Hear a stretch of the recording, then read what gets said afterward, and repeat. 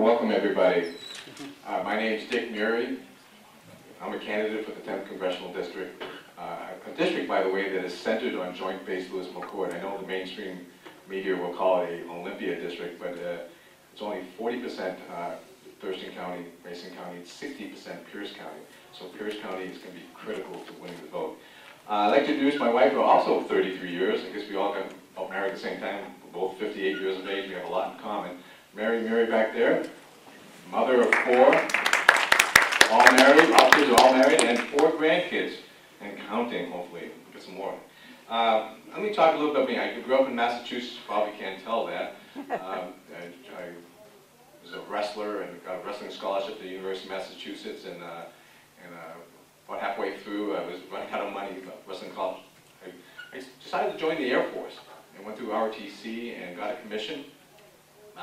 Became a navigator, stationed out of California, got my nav wings, and then in 1977 I arrived here at McChord Air Force Base and spent 7 years there flying the C-141. Met Mary in end of 1977, got married in '79, and had a wonderful career, including Urgent Fury, combat tour over in Turkey for 2 years. My last 5 years at McChord Air Force Base, I was Chief of Quality Management and a quality winning program there, so I had a good management experience. I retired in 1997 and really got to work politically. My first job was getting elected to the Silicon School Board, where I served for 7 years. And one of my successes there was the Washington Virtual Academy. Interesting story about the Washington Virtual Academy. I worked with Gigi Talcott, who that was one of her big things, getting this online schooling. And in 2003, when I got elected to the county council, it had not passed yet.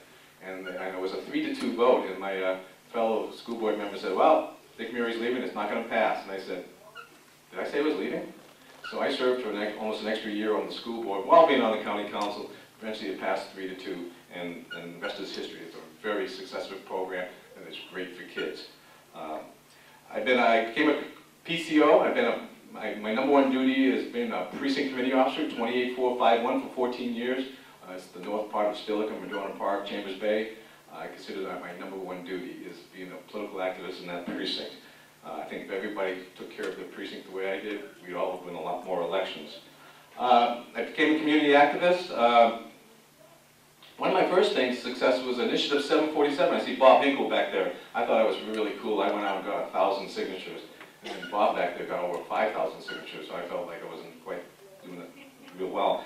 But I did do a good job of lobbying the state party to endorse Initiative 747, and we worked hard and we passed that. That is the most important initiative that has passed in the last 14 years. Initiative 747, that captured property tax for municipalities at 1% increase every year, and that has been great for keeping property taxes down. Let me talk about a little bit my record on the county council. You know, we can talk about what we're going to do. Why don't we talk about what we've done? And, you know, a lot of people can talk about how conservative they are and how they got things done, but I've been kind of like the lone wolf a lot of times out there, and I've been sometimes unpopular. Like when that Chambers Bay golf course was being proposed, and everybody from the UP City Council, all those old people were saying, this is a great thing, it's going to earn a lot of money, and it's losing $1.5 million to $2 million a year. I went down there and I advocated against it, and it was a 6-1 vote. And let me tell you, I was ostracized for a while. I always felt that my political career was over because I didn't vote for that golf course. But like other boondoggles, I also helped defeat the transportation building proposal that John Ladberg. That would have been $105 million. I don't know how we paid for it. I helped defeat that. In fact, I didn't even get a hearing there. Well, got a hearing, but it didn't go very far in the county council.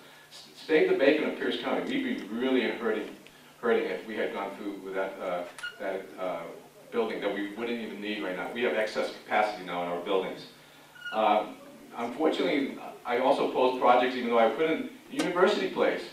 I don't know if you know, but University Place is technically going to be declared by the end of next year insolvent. They owe so much money on a project that they got involved in, that they shouldn't have got involved in, that is we're owed over $51 million. And the project's probably got a net value of $10, $15 million. What do they do, a short sale?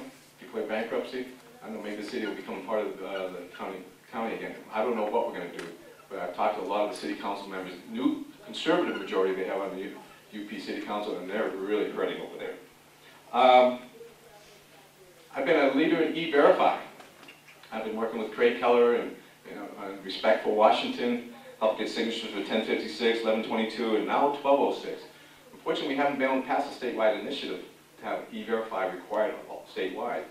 But working with the City of Lakewood and the Pierce County Council, Pierce County government is now an E-Verify county for people doing business with the county government, and so is in the City of Lakewood.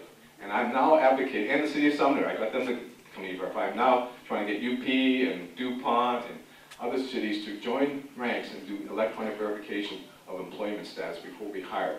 Make sure those people who come to work for government and those who do business with government are legally here. It's one way of solving illegal immigration. I was chairman of the new health board for a couple of years, and I stand as now the new chair. I'll give you an example. This electronic cigarettes came out, and I was the only one in Kansas. We did some research and found out it's a good way to get people to quit smoking. I did a lot of my own research and found out and thank you, Stan, for getting on board with me. We now have people out there, or 500-600 people now have quit smoking here in Pierce County because of electronic cigarettes, which, by the way, are not cigarettes. They're just nicotine delivery devices. I was also very unpopular. I was the only elected official in Pierce County to come out against Prop 1. Remember that last year? That 0.3% increase, which was a 50% increase in revenues to the Pierce County Transit, working especially with the Campaign for Liberty people and others.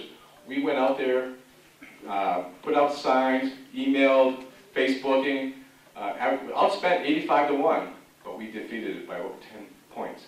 And, but they're coming back, and they're going to come back with a vengeance to try to do that. I've been pro-life my whole life. Human Life in Washington has always endorsed me. Dan Kennedy, who's a long-term CEO of Human Life of Washington, has endorsed me, and I'm sure I'll get the endorsement of Human Life of Washington. I've always had an A+ rating from the NRA. Why an A+ rating? One of the first things I did on the county council was to propose legislation to help take all these restrictions on land use that then allow shooting zones in Pierce County, forming a Firearms Advisory Commission, and we now have had over 2,000 acres come off of restriction. We have about 100 acres that now are restricted. It should have been restricted. So it's been good not only for hunting, but it's also been good for those areas that should have been. But we did that through a Firearms Advisory Commission. It took me over a year. I have patience. It took me over a year to get consensus, to get a good group put together, but it passed 7-0. By the way, E-Verify also passed 7-0. It's really good when you can take conservative legislation and have it pass unanimously. That means you're working well with others, even though sometimes it takes a long time. I've been on the county council for 9 years, chairman of the performance audit committee for 6 out of those 9 years, been in the performance committee the whole time. I can go through a litany of things we've done to save money. Even one thing we did was to save $500,000 in some cronyism that was going over it through some drug policies. That 60 Minutes was on, I remember that 60 Minutes got involved in that one. Public Safety Human Service Committee was chair and been on for 9 years. I've been on the Economic Infrastructure and Development Committee for 8 of the 9 years. I just passed the torch on to Stan Flemming. And I'm on the Rules Committee. I've been the Executive Pro Tem for the last 4 years. Again, I've had a good career. I'm looking forward to the future. As your congressman, I'm going to focus on federalism, getting the federal government out of those things that they ought not be doing. A lot of the responsibility can be back to the states and back to local government where it should be, and they'll make the tough decisions on whether those things need to be funded. Balanced budget amendment, I've been for that since day one, since I was old enough to, since Newt Gingrich proposed it in 1994. And I'm going to make sure that we can maintain a strong military. I know there's going to be probably some cuts and tough decisions made, but we're going to make sure that, my military background, and I was a liaison officer with the Army for 7 out of my 22 years, that we do the things right for the military. Again, I hope to earn your vote. I'm going to work closely with all you all. It's not about me. It's about us. It's our campaign. And my opponent is not Stan Flemming. My opponent is Denny Heck. He is the well-funded Olympia insider who's raised over $600,000 already. And let me tell you, it's going to have to work hard if we're going to beat him. The only way this district is going to become a Republican conservative stronghold is if we focus on Denny Heck, and that's going to be my whole focus. Thank you very much.